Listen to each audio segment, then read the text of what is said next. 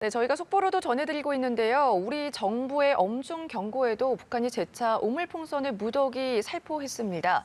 GPS 전파 교란 공격도 닷새째 이어지고 있는데 정부는 대북 확성기 방송 재개를 검토하고 있습니다. 관련 내용 전문가와 짚어보도록 하겠습니다. 김대영 한국국가전략연구원 연구위원 나와 계십니다. 어서 오십시오. 안녕하십니까? 예, 안녕하십니까.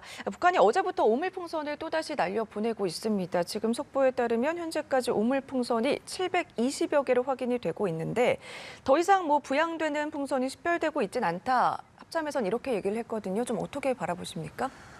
우선 북한이 의도한 대로 실행을 했지만 네.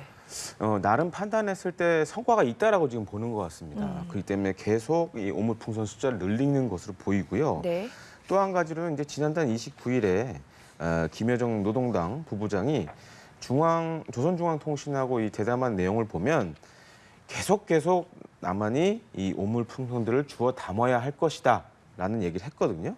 그렇기 때문에 당분간은 이러한 오물풍선을 남쪽으로 보내는 행동을 네. 지속할 걸로 이렇게 생각이 되고 있습니다.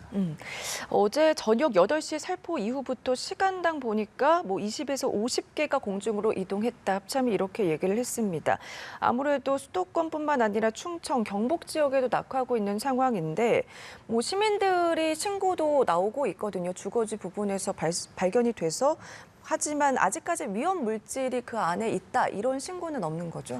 예, 그렇습니다. 아마 뉴스를 보신 분들은 아시겠지만 네. 이 오물풍선 관련돼 가지고 군부대가 출동을 해서 그 출동하는 부대 요원들을 보면 폭발물과 관련된 전문가들, 그다음에 이제 화생방과 관련된 그런 전문 인원들이 이 쓰레기들을 지금 분석을 하고 있거든요.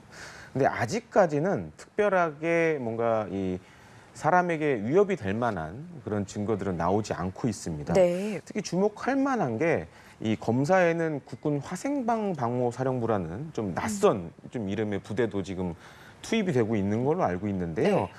우리 군에서 생물학 무기, 화학 무기에 있어서 전문가 집단이라고 할 수 있겠습니다. 현재 그런 부대들도 이 오물풍선 검사와 수거와 관련돼서 지금 활동을 하고 있기 때문에 네. 그런 부분에 관련돼서 국민 여러분들 좀 아실 필요가 있고요. 그리고 지금 폭발물 가능성도 지금 좀 제기가 되고 있기 때문에 그런 차원에서 사실 오물풍선에 너무 가깝게 가시는 거는 좀 위험하다고 할 수 있겠습니다. 네, 이게 저희가 화면으로도 보여드리고 있는데 풍선의 크기가 생각보다 크더라고요. 예. 일부 풍선이 떨어질 때는 아무래도 이제 소리가 나서 일부 주민들은 이제 깜짝 놀라기도 하는데 이렇게 발견했을 때 당황하지 말고 어떻게 좀 대처하면 좋을까요? 일단 폭발을 하는 이유가 그 담겨져 있는 이제 오물들을 뿌리기 위해서 네. 일종의 이제 시한 폭탄 같은 걸 달아서 이제 터트리는 거거든요. 그렇기 때문에 일단 폭발물이 있을 가능성이 있기 때문에 가까이 가시지 마시고요. 그리고 육안으로 식별을 하셨을 경우에는 일단 안전한 곳으로 대피를 하시고 뉴스에도 반복적으로 지금 얘기를 하고 있지만 가까운 군부대나 경찰에 일단 신고를 하시고 일단은 안전한 곳으로 대피하시는 것이 가장 좋을 것 같습니다. 네, 이와 관련해서 이제 대통령실에서도 NSC 상임위 확대 회의를 현재 개최하고 있는 걸로 알려지고 있는데 대북 확성기에 대한 재개 논의를 하고 있고 또 오물풍선 살포에 대한 대응도 얘기를 나누고 있을 것으로 보이거든요. 예. 하지만 그동안 봤을 때 북한에서는 대북 확성기 방송에 대해서 굉장히 민감하지 않았습니까? 그렇습니다. 이제 과거사를 좀 살펴보면 우리가 이제 대북 확성기를 작동시킬 경우에는 심지어 네. 무력으로 공격을 한 경우도 있었거든요. 근데 최근에 이제 북한의 도발 좀 양상을 좀 볼 필요가 있습니다. 일종의 이제 회색지대 전략이라고 많이 얘기를 하는데 꼭 그것이 이제 물리적 수단, 무력이 아닌 이런 그 지금 오물 풍선과 같이 약간 비물리적 수단을 이용해서 어떻게 보면은 과거에는 이제 접경 지역을 불안하게 만들었다라면 네. 지금 사실상 이제 남한 전역을 불안하게 만들거든요. 그러니까 이제 우리 국민들을 불안하게 만들고 생활을 불편하게 만드는 방식의 새로운 전략을 지금 구사하고 있습니다. 그러니까 GPS 방해도 어떻게 보면 동일한 방식이거든요. 네. 그렇기 때문에 만약 우리가 확성기를 재개하더라도 북한이 이 회색지대 전략을 이용해서 똑같이 확성기로 맞대응할 수도 있습니다. 네. 그럴 경우에 사실 우리 대북 확성기가 어떻게 보면 우리나라나 우리 군의 입장에서는 북한을 상대로 굉장히 좀 효과적인 비물리적 수단이었는데 이런 것들이 좀 반감될 가능성도 있죠.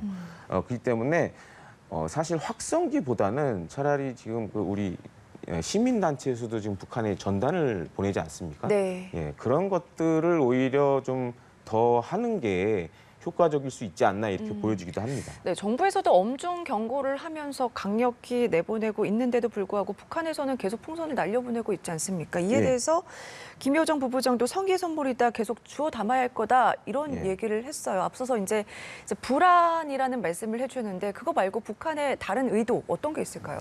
그러니까 일단은 지금 우리 정부 같은 경우, 특히 군 같은 경우에는 북한의 위협에 이제 즉강 끝이라고 하죠. 즉시 강력히 끝까지 응징하겠다라고 네. 하는데 사실 이 오물풍선 같은 경우에는 이 즉강 끝이라는 것을 좀 적용하기가 어렵습니다. 왜냐하면은 물리적 수단이 아니고 네. 약간 비물리적과 물리적 수단의 중간에 있거든요.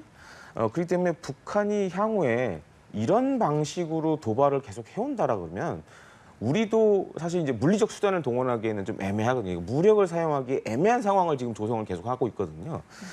그래서 사실 좀 우려가 되는 부분 중에 하나가 지금은 GPS 교란이나 아니면 오물풍선 등을 사용하지만 북한이 또 이런 방면으로 잘하는 것 중에 하나가 바로 이제 사이버 공간을 이용한 네. 해킹이라든가 이런 것들도 세계적 수준을 갖고 있기 때문에 향후의 도발의 하나의 종류로 또 사이버 테러 같은 것들을 꾸밀 수도 있지 않나 이렇게 또 조심스럽게 좀 전망을 해봅니다. 네, GPS 전파 교란 얘기를 좀 해주셔서 이 얘기를 좀 이어가 보면은 이 공격도 닷새째 이어지고 있지 않습니까? 예. 북한의 그동안 도발 패턴을 좀 보면 한미 연합훈련 전후에 집중이 됐었는데 도발 유형을 좀 변경하고 있는 것으로 보이거든요. 그렇다면 이제 정부에서는 어떤 좀 대응을 해야 될까요? 사실 이런 회색지대 전략 같은 경우에는 네.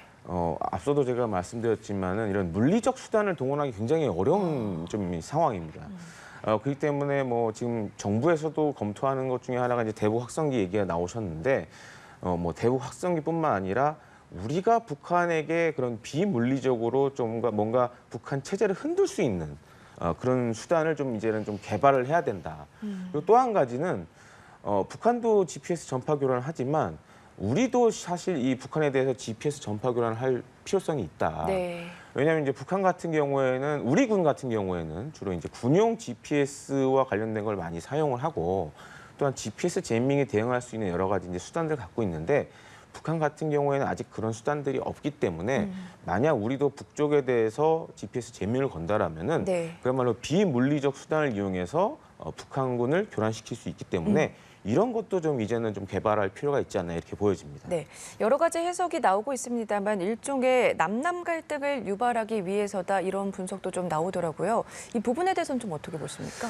예, 그렇다고 할 수 있겠습니다. 그러니까 과거 같은 경우에는 이제 주로 그 북한과 인접해 있는 네. 접경 지역의 주민들을 불안하게 만들었다라면은 사실 지금 이 오물풍선 같은 경우에는 풍향에 따라서 뭐 그야말로 우리 남쪽 지역까지도 내려오는 경우도 지금 종종 발견이 되고 있는데 한반도 전역을 사실상 이 오물풍선이 다 날아갈 수가 있거든요. 풍향에 따라서는.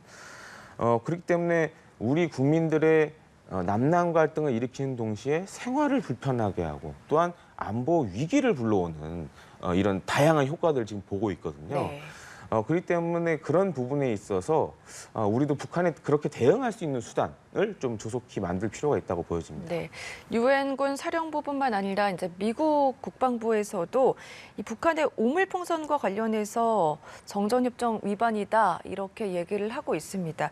북한이 지난해 11월 9.19 합의 효력 정지를 선포를 했는데 지금 같은 상황으로 봤을 때는 군사협정 뭐 파기될 가능성 이 부분에 대해서는 어떻게 생각하시죠? 사실상 이제 가능성은 항상 존재한다고 보는데 네. 북한이 과연 어떤 전략으로 이걸 파기시킬 것이냐.